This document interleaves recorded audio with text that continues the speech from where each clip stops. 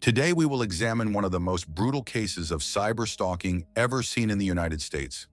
It led to a tragic death, not in some dark alley of a crime-ridden neighborhood, but inside the Wilmington courthouse in Delaware, where gunshots rang out. An unidentified man confronted his victims near the entrance, pulled out a weapon, and killed two women. The shooting began on the morning of February 11, 2013, when local patrol officers received a radio call reporting gunfire inside the courthouse. Every available law enforcement officer rushed to the scene. By the time they arrived, the shooting had already stopped. Upon entering the building, officers found three bloodied bodies lying on the floor near the entrance. The victims were covered with cloth to prevent public attention.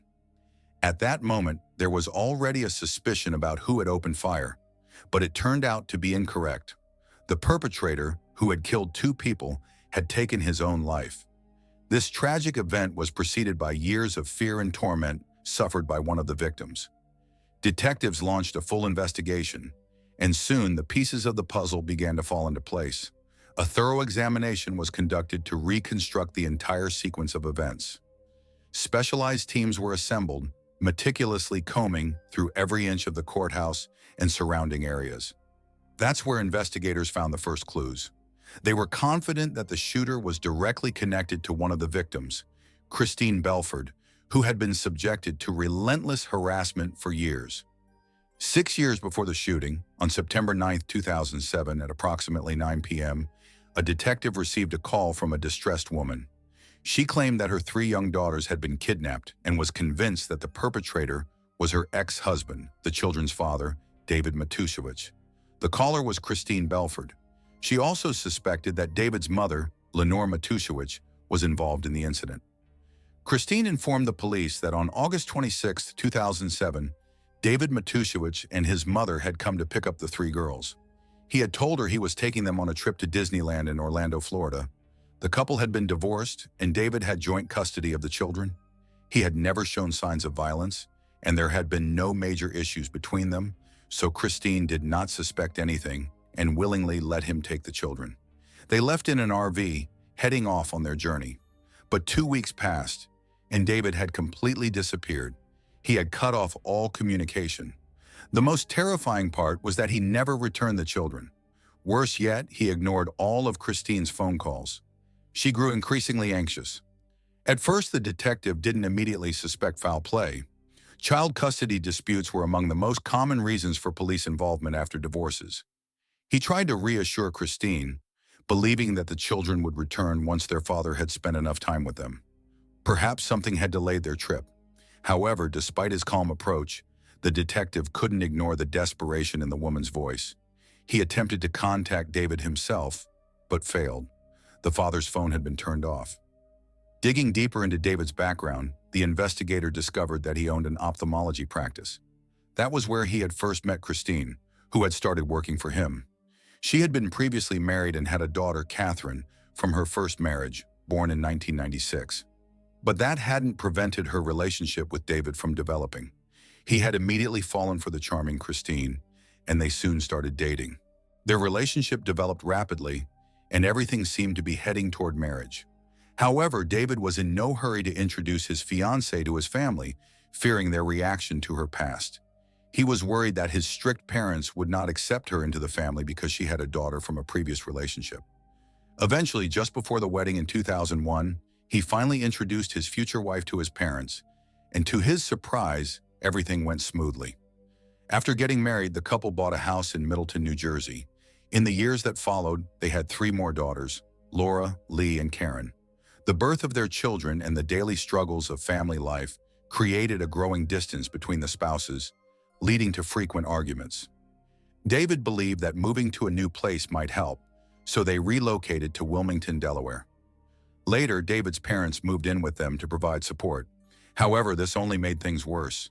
Kristine saw David as completely helpless, a mama's boy who only listened to his mother. He never helped or supported her when she struggled to care for 4 children. His parents, on the other hand, were overbearing and difficult people who treated both Kristine and the children harshly and tried to take control of the household. Eventually, Kristine couldn't take the pressure anymore and filed for divorce in 2006. A brutal custody battle ensued. During the court proceedings, David insisted that Kristine was an unfit mother, claiming she had bipolar disorder and other mental health issues. However, family, friends, and acquaintances said otherwise. A judge ordered a psychiatric evaluation, which turned the tables. The results showed that Kristine was mentally stable, while David had significant psychological issues.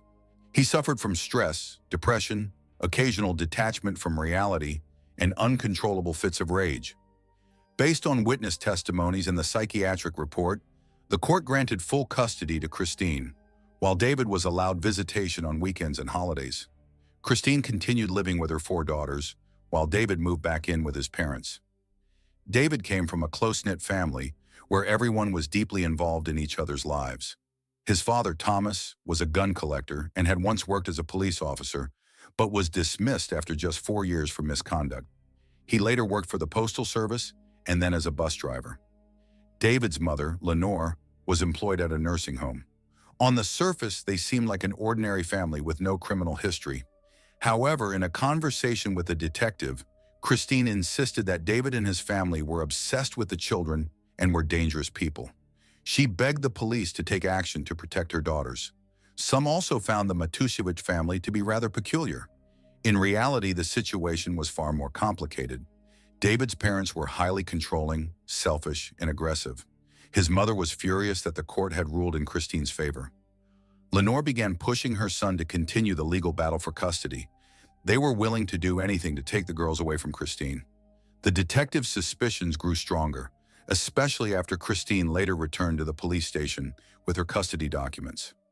Despite having more parental rights than David, her ex-husband and his family were determined to prove she was unfit to be a mother. David continued to fight for full custody using deceitful and underhanded tactics. This deeply concerned the detective. Kristine revealed that David had persisted in accusing her of having mental disorders, repeatedly demanding additional psychiatric evaluations. And this was only the beginning of his massive web of lies. Detectives checked David's credit card transactions to track his movements. It turned out that the last payment was made on August 26th, the day the father left home with his children. After that, he carefully avoided using his card so he couldn't be tracked. Given these facts, the officer was forced to classify the case as an abduction. As a result, the entire local police force was put on high alert. Their task was to track David's movements along with his children, as well as his cards, phone, and vehicle, as accurately as possible. However, investigators had no idea that they were at the very beginning of a years-long investigation that would go down in the criminal history of the United States. Shortly before Kristine reported the incident to the police, more than 3,000 kilometers south, in the city of Italago, Texas, the girls, Laura, Lee, and Karen, were in a car with their father. These were Kristine's children, whom she and the entire city police force were desperately trying to find. Their father was behind the wheel, and his mother was sitting in the passenger seat. They were driving down the interstate when they turned off toward the Mexican border. Only about a kilometer remained before they would leave U.S. jurisdiction. The fugitives' vehicle stopped at a border checkpoint. A border officer took their passports, asked how many people were in the vehicle, and noticed the children playing in the trailer. They were laughing and having fun, so the officer didn't suspect anything. He checked the documents, returned them to David, and calmly let the vehicle pass through the border. Nothing prevented them from leaving the United States freely, as David and Leonora had prepared fake passports for everyone in advance, including the 3 children. They had begun planning the abduction a year before David took his daughters to Disneyland. The fake passports had been created back in December 2006, and by August 28, 2007, they were already in Mexico. With a 2-week head start, the kidnappers had a significant advantage and left no trace behind. It seemed impossible to find them, but then a real miracle happened. When the police realized the situation was serious and that the children had been abducted, the first thing they did was search David's home. There was no one inside, neither David nor his mother, who had also disappeared. Among the ashes in the fireplace, investigators found burned documents, including a prenuptial agreement with Kristine, divorce papers, and bank statements from accounts in New Zealand and Canada. They discovered that David's mother had purchased a trailer for $82,000 shortly before they vanished, and David himself had sold his business for $650,000. He had also taken out a $250,000 loan in his ex-wife Kristine's name by forging her signature. Everything had been executed so flawlessly that detectives were left speechless. David had a large sum of money with him, at least $1 million. Now the criminals and the three children could be anywhere in the world. The investigation into the abduction and the search for them went on for months without any results. There was no sign of David and the children. They had seemingly vanished into thin air. All this time, the missing man's relatives, his father, Thomas Matusiewicz, and his sister, Amy Gonzalez, denied knowing anything about David and Leonora's plans when questioned by the police. But the detectives didn't believe them. There were too many inconsistencies in their answers. Additionally, right after the children were abducted, they suddenly bought a house and moved to Edcouch, Texas, just 30 kilometers from the Mexican border. The Matusiewicz family members exchanged hundreds of dollars between their accounts. This raised suspicions that the man and the children had fled to that location. Could the relatives have been keeping in touch with the fugitives all this time in this way? Investigators suggested that the entire family must be involved in the crime, given the scale of the actions. However, this theory had to be thoroughly checked and proven. The search became international when U.S. authorities reached out to their colleagues in Mexico. The abduction of the three girls made headlines across all media. Suddenly, FBI agents received information that David had bought a house and was hiding in a small town called Cerro Azul, Mexico. A whole team was mobilized and sent to apprehend the criminal. But when they arrived, there was no one there. It turned out that David had been tipped off and they had already left. However, the FBI was able to access the criminal's fake passport and learn that he had moved to Costa Rica. But at this stage, the investigation stalled again. They couldn't find him there. Over the next 16 months, all traces of David, Leonora, and the three children completely disappeared. Kristine was going through this tragedy incredibly hard. She hadn't seen her children for 2 years and had no idea where they were. It's hard to imagine how difficult this time must have been for her. Kristine began suffering from depression due to the trauma. Her condition worsened, but she didn't give up. During this period, the FBI received a new lead. After listening to calls from the missing sister's phone, Amy Gonzalez, they were able to track a short call to South America, to the town of Catarina, located in Nicaragua. Authorities in the town were notified, and all checkpoints on the roads were alerted. A full-scale manhunt for the man began. It became known that David, his mother, and the three children were living somewhere in the jungle under the name Blanca. They were using a trailer with Delaware license plates. The problem was that in Nicaragua, trailers like this were one of the most common types of vehicles. Searching for a specific trailer was like looking for a grain of sand on a beach, so the process dragged on. All the police officers were desperately trying to help find the children, as it could be a matter of life and death, and nothing had been heard about the three girls for 2 years. On March 13, 2009, a police officer in Nicaragua stopped a vehicle for a routine check. He knew about the search and that a similar trailer was used by the criminal. He also thought the people inside looked like the ones they were looking for. The driver was a man named David, and his oldest daughter, Laura, was in the passenger seat. When the police officer demanded that the man exit the vehicle, he handed over his fake ID. However, the officer ignored it and insisted he step out. The driver had no choice but to comply, and he was arrested. About an hour later, the two younger girls were found in the trailer, not far from the spot where they had encountered the fugitive. The children were very thin and emaciated, in poor condition. Leonora, his mother, who had been helping him all this time, was also there. Finally, the mother of the missing girls was notified. That same night, she flew to Nicaragua on the nearest flight. After 2 years without seeing her daughters, the mother finally had a chance to reunite with them. It turned out that the younger daughters hadn't even suspected how desperately they had been searched for. At the time of the abduction, they were still little and didn't understand what was going on. Their father had convinced them that their mother had abandoned them and never loved them. But this was just the beginning of the lies and deceit that Kristine Belford would have to endure. After his arrest, David was charged with child abduction and credit fraud. As a result, the man pleaded guilty to these crimes and was sentenced to just 4 years in prison with a subsequent 5-year probation period. His mother, Leonora, also admitted her guilt in aiding him, and she was sentenced to 18 months in prison. The return of the three girls to their mother was covered by all local media. Kristine noticed that the children looked very thin, emaciated, and frightened. All of them had dental problems. The girls hardly resembled themselves. Lee, who had autism, had not received any treatment during this time. All three girls had nightmares. They required a long recovery and therapy with psychologists. Kristine was outraged by the condition of her children, so she stripped her ex-husband of parental rights to prevent any future child abductions and also filed a lawsuit for emotional damages for the girls. She demanded compensation that could be used for the rehabilitation of her daughters after the horrors they had endured in the jungle. The public supported the woman, who had nearly gone insane from the suffering she experienced, could not work, and now needed funds. It seemed like everything was behind them, but in reality, the terror had just begun. Kristine's ex-husband was furious about losing his parental rights, not being able to see his children, and the new lawsuit. He had no money even for a lawyer, so he wasn't planning to pay anything to his ex-wife. He filed for bankruptcy, and Kristine withdrew her lawsuit because there was no chance of recovering any money for the children's treatment. However, through her lawyer, she asked the Matikielewicz family to leave her and the children alone, and they agreed. But in reality, they had no intention of doing so. Soon, a horrifying revenge plan began to form in David's mind.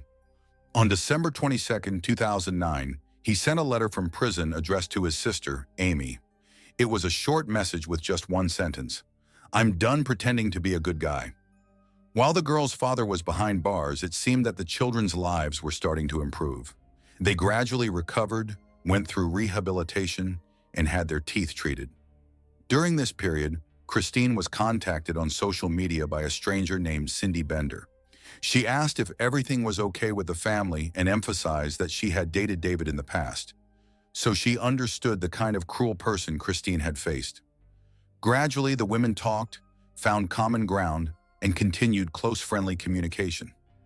Kristine shared valuable information with her new friend, such as the girls' academic progress, the sports they participated in, and the schools they attended. They even exchanged photos. Cindy supported her, and it didn't seem suspicious, as Kristine's story was known across the country, and many people sent her words of support. Less than a month after David's sentence was announced, shocking information began to spread online. A detailed list of accusations against Kristine appeared on a popular website dedicated to the story of JonBenet Ramsey. The accusations came from Leonora and described instances of sexual abuse by Kristine toward her eldest daughter, abuse, and alleged emotional torment the child supposedly endured. It was also stated that the children were growing up in terrible conditions, forced to fight with a dog for food, eat off the dirty floor, and that Kristine allegedly planned to sell her girls for $50,000 each. Everyone who knew Kristine was in shock, as she embodied the ideal mother. Fortunately, few people believed this information on the website. Most believed that the woman would never do such things to her daughters.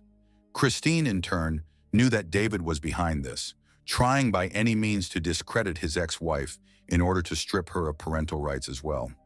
That way, his relatives could gain custody of the children, and he would have access to them and the opportunity to communicate. David had become so obsessed with this idea that he was consumed by a desire for revenge on his ex-wife. The one thing Kristine couldn't understand was how he could do this while he was in prison and couldn't even access the internet. The answer was simple. Someone from his family was helping him. As it later turned out, it was his mother, Leonora, and his sister, Amy Gonzalez. This marked the beginning of a real campaign of harassment and terror on the internet against the innocent mother of 4 children. The letter David sent from prison to his sister contained explicit instructions about the story that should be spread online about his ex-wife. Code was used so that the prison guards wouldn't suspect anything. It was Amy Gonzalez who began sending anonymous messages to all of Kristine's friends, neighbors, and acquaintances. She even passed the information on to the school where the girls attended, intentionally destroying the image of their mother. The lies spread to the church where the Belford family attended services on Sundays.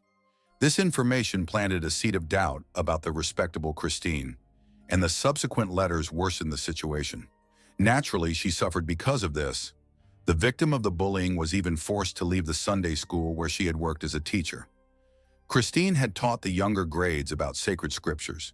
She felt that her mere presence around those children might pose a threat to them, and she was distressed by the sideways glances from people who had become suspicious of her. Through all their actions, her ex-husband's family was trying to send the message that they were still dangerous to Kristine and that they still controlled the situation. With each passing day, the situation worsened, but the bullying victim tried with all her might to hide what was happening from her younger daughters in the hope of protecting them.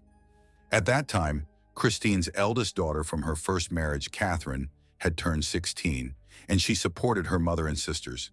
Katie denied all the rumors about her mother's alleged abuse and mistreatment, but the worst part was that the time since her ex-husband and his mother had been imprisoned had passed, and the countdown had begun. On September 16, 2010, 65-year-old Leonora Matiszewicz was released from prison. Kristine began to fear this woman. She used the court order that prevented her ex-husband's family from approaching her, the children, and her property. However, she constantly felt that she was being watched. She shared these fears only with her closest friends, including her pen pal Cindy, who supported her. On March 20, 2011, Kristine's friends sent her an intriguing video. It showed someone watching her and her children. It was a woman. She had been repeatedly seen in a car, observing the house and the Belford family. Later, another video appeared. On March 20, 2011, a video titled, "Mom, Don't Hurt Me," was published on YouTube. The materials collected by the mysterious observer, likely the same woman, didn't contain anything inappropriate. But in some frames during a walk, the mother was seen pulling the children by the hands. It was a simple game, and the children were laughing. However, the video's creator tried to portray it as if the woman was mistreating her children. Everything was presented as abuse. Kristine's anxiety increased, and it was clear that they were trying to break her mentally. The woman's state was on the verge of collapse, but she held on for the sake of her children. She was supported by her new partner, Gerald, with whom Kristine had begun a relationship. She could rely on no one else. In December 2011, Leonora and Thomas Matiszewicz arrived at Kristine's home unannounced. They traveled over 3,000 kilometers from their city to get there. At that moment, the children's mother was not home, and the girls were alone. They were terrified when they saw their grandparents at the doorstep, knocking on all the windows and doors. The children still had memories of the abduction and the horrors they endured with their father and grandmother while wandering through the jungle. The older daughter, Catherine, took the initiative and led her sisters to the far part of the house. They hid there, but were still very scared. At that time, Gerald, Kristine's new boyfriend, arrived at the house. After a brief argument, he managed to drive the children's grandparents away. David's parents clearly didn't want to draw the attention of the police. However, this act was primarily a psychological attack on Kristine. From that moment, the Belford family could no longer feel safe in their own home. They installed surveillance cameras around the perimeter of their house, set up an alarm system, and got 3 guard dogs.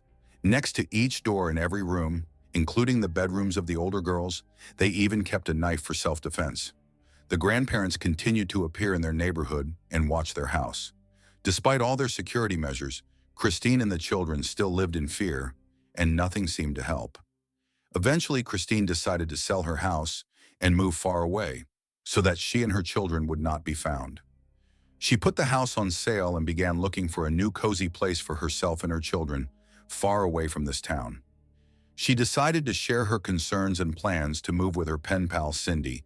However, Kristine had no idea that Cindy wasn't who she claimed to be. While Cindy was indeed David's girlfriend, she was not his ex, but his current one. Essentially, she was David's confidant, communicating not only with Kristine, but also with his sister, Amy Gonzalez, who had helped organize cyberbullying. Cindy collected all the information firsthand from Kristine and directly passed it to David's sister. Despite Kristine's disclosures about how cruel her ex was, Cindy continued to meet him and loved him. They even managed to maintain a sexual relationship with him in prison when she visited him. Cindy eagerly awaited her lover's release from prison, but while he was still incarcerated, she did not waste any time and gained Kristine's trust at his request. Thanks to this, she knew everything about Kristine's house and family. She knew where the surveillance cameras were, their field of view, and was aware of the plans to sell the property. Therefore, 4 months before David's release from prison, his family started devising even more sinister plans to attack the house. Kristine had no idea what was happening, but instinctively felt a sense of danger. This was likely due to David's relatives becoming more active and constantly appearing near the house.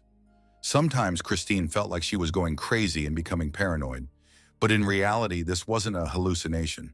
She was truly being stalked. During this time, Kristine told several friends and relatives that she was sure her ex-husband's family wanted to kill her. She decided not to waste any time and began preparing. She made a rope ladder for her daughters and started planning an escape route in case of a sudden intrusion into the house. Kristine knew that David would soon be released from prison and might attempt to attack her family. She came up with a plan and discussed it with her daughters. According to the plan, if any of the Meticulously family showed up at the doorstep, she would signal the children and hold off the attackers downstairs. Meanwhile, the daughters were to gather and escape out the window using the rope ladder from the second floor. They practiced the plan almost every day, all their free time, so they wouldn't freeze in a critical situation and make a single mistake. All the girls were fully prepared for the attack. Kristine's paranoia grew as David's release date approached. The mother of many children personally took her children to school, picked them up, and didn't let them leave the house alone.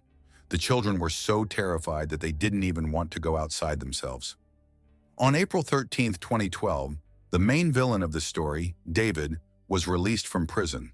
Since he was on a 5-year probation, he stayed with his family in Edcouch, Texas. There he wrote a new letter to his sister, Amy, outlining his further plans. Kristine had a court hearing scheduled soon, a routine child support hearing, for which David refused to pay. At that time, she was in a difficult financial situation because she couldn't work fully. She had to constantly watch over the children, stay at home protecting them, and spend a lot of money on maintaining the security of her house. Thus, she had no choice but to file for child support. Kristine was incredibly anxious because she would have to face her tormentor and the kidnapper of her daughters again, as well as his family members. Her boyfriend Gerald offered to go to court with her, but she had already arranged to go with her best friend Beth, who had always supported her.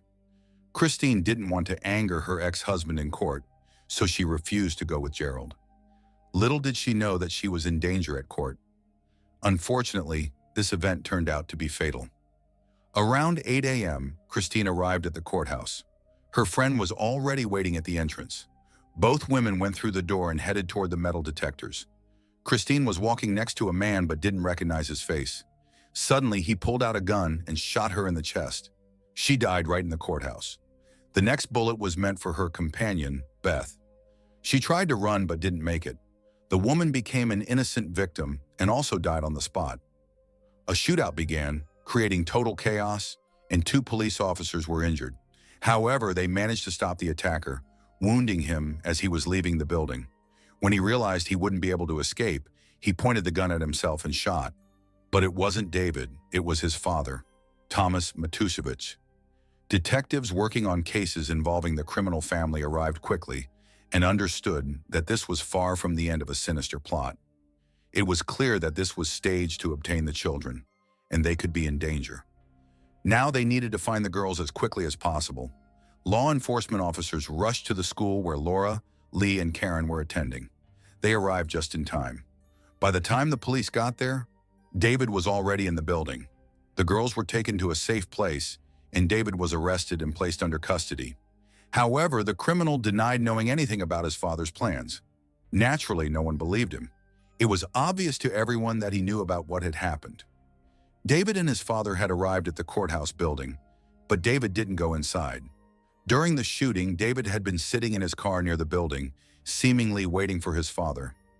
After the commotion, he immediately left when he realized his father wouldn't be coming back. He then infiltrated the school, intending to take his daughters.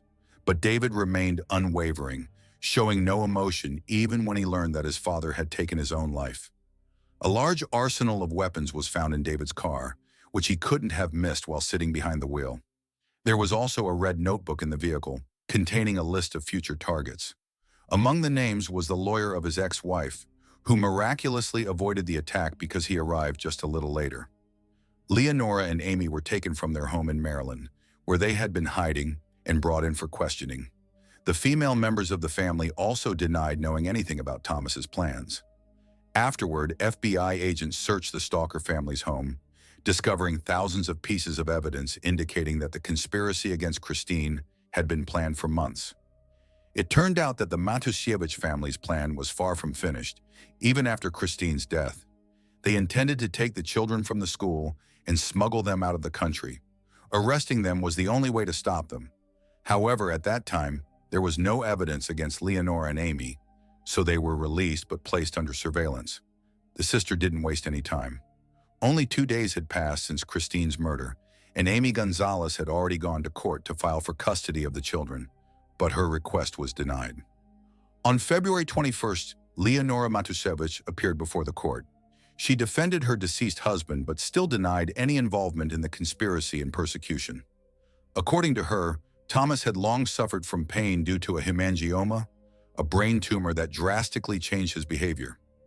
The man often acted aggressively, was hot-tempered, and lost control over himself, which is why he reacted so violently to Kristine and decided to commit murder. He had nothing left to lose and was trying to protect his son and granddaughters. However, Leonora could not explain why her husband killed Beth, who had nothing to do with it. The widow continued to assert that she had no knowledge of his plans. According to the woman, her husband had planned and executed everything on his own. It sounded so coherent that the prosecution began to worry. To intensify the effect, Leonora made accusations against Kristine Belford, again attempting to portray her as an immoral mother. Now, this underhanded move could work most effectively. After all, Kristine could no longer defend herself or refute these dirty accusations. Leonora insisted that all 3 of David's daughters regularly fell victim to sexual abuse at the hands of their biological mother. According to her, they had confided in her about this. On August 18, 2013, all evidence was gathered proving the involvement of other members of the Matiusiewicz family. The notebook contained detailed accounts of the roles played by each family member. It was Amy who uploaded the video against Kristine on YouTube, and Leonora was closely monitoring her. As a result, Leonora and Amy were arrested and charged with conspiracy to commit murder. However, they gave no comments about the incident and denied their guilt. The preparation for the court hearings was delayed due to the large volume of evidence that needed to be analyzed. Finally, on June 11, 2015, the trial began. The prosecution had gathered over 600 items that were evidence supporting the Matiusiewicz family's conspiracy. Among these were several guns, thousands of rounds of ammunition, photographs and videos of Kristine's house, and emails through which the family exchanged information. It was revealed in court that they had used several third parties to gather data. These were David's mistresses, Cindy and Courtney. David was the central figure of the conspiracy. He convinced his mistress Cindy to add Kristine as a friend, befriend her, and keep track of her plans. This gave Cindy access to Kristine's private page, where she could see all her photos, videos, and friends.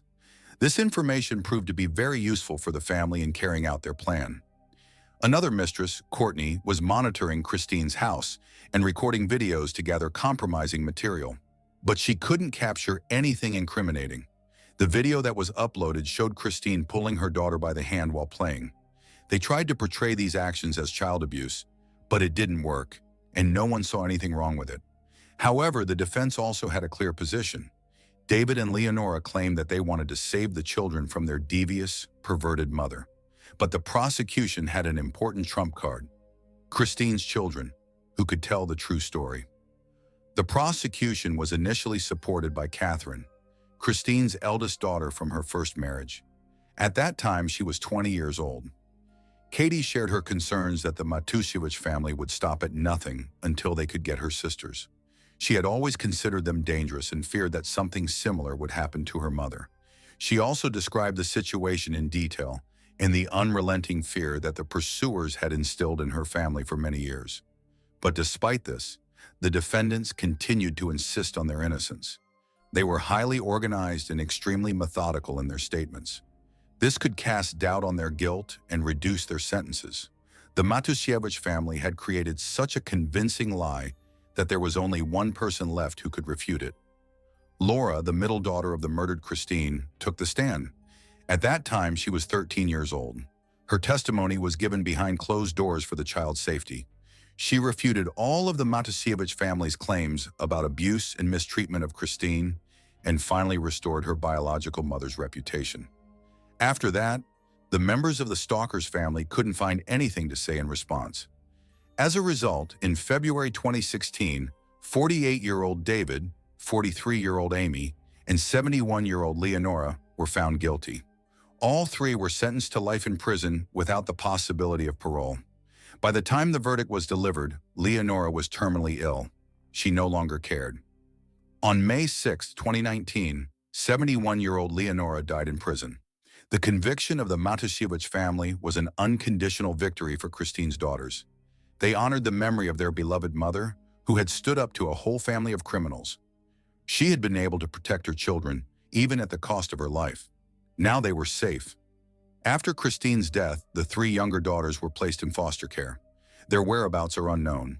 By that time, Catherine had already grown up and stayed in Delaware.